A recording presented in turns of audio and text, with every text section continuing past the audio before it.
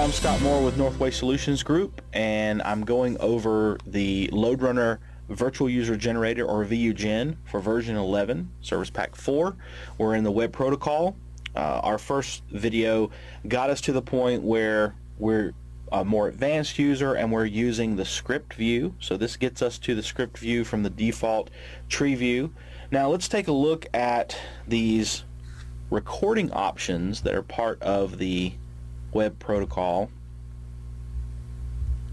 Let's start up here, the very first one. I've had a lot of people in classes ask me about this very first thing that you see up here for the C language. Okay, Scott, I understand I'm in the HTTP protocol, but what if I wanted to create this web script using Java or .NET? Well, C is the only thing that's supported for this type of virtual user for this protocol, if you will. So you can't use anything other than C, which is why it's hard-coded and it's not available. Does that mean that there is no other availability ever? That's not true.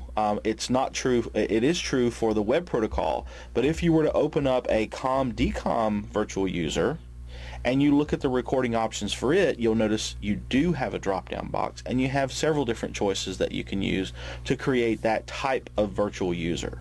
So it's not that it's not available at all, it's just not available for that protocol. Okay, let's go back and take a look at some of these things I've set. This is not the default values at this point.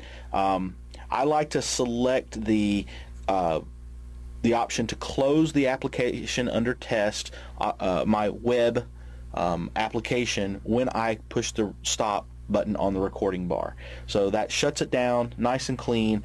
You don't have to do that if you're like recording in the middle of a business process or whatever and you want to hook into a specific one. It's all up to you how you want to do this. This is just what I use as best practice.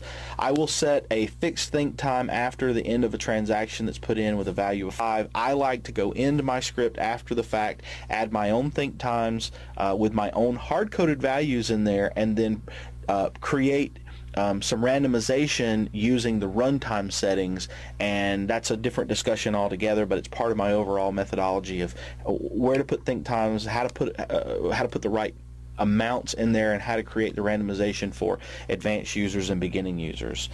Sometimes I will select to create a recorded events log, sometimes I won't.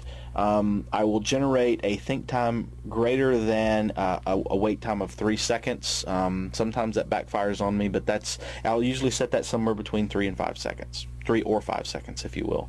Don't like to limit the number of lines in my action file, and this is on by default and just continues to track activity if a sub-process kicks off as a local COM server. So I leave all of that checked. Obviously we're using the web protocol, but if you were working in a multi-protocol situation where you had, say, web and Citrix or web and something else, you might have some options here to uncheck.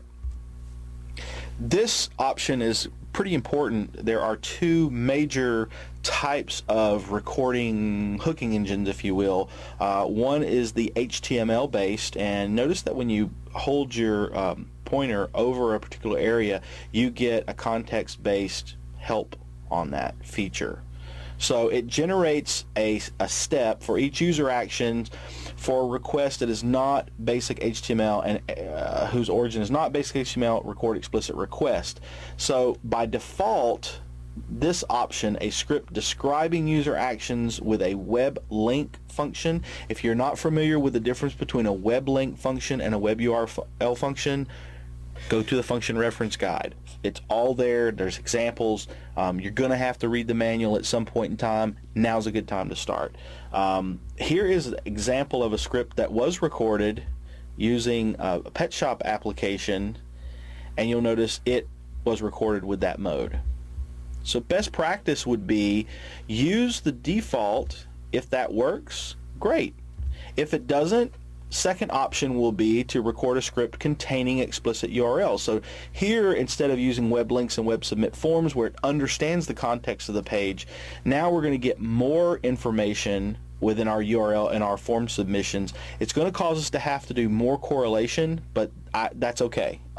So for example, in this particular script, had it not been recorded that way, you may not have seen these XY coordinates, which make no difference whatsoever in the form submission. It's just another value that's being tracked behind the scenes. A lot of times you'll see the hidden form values when you turn on that explicit URL, which you may only need that. Basic difference between HTML based recording and URL based is HTML based does understand the context.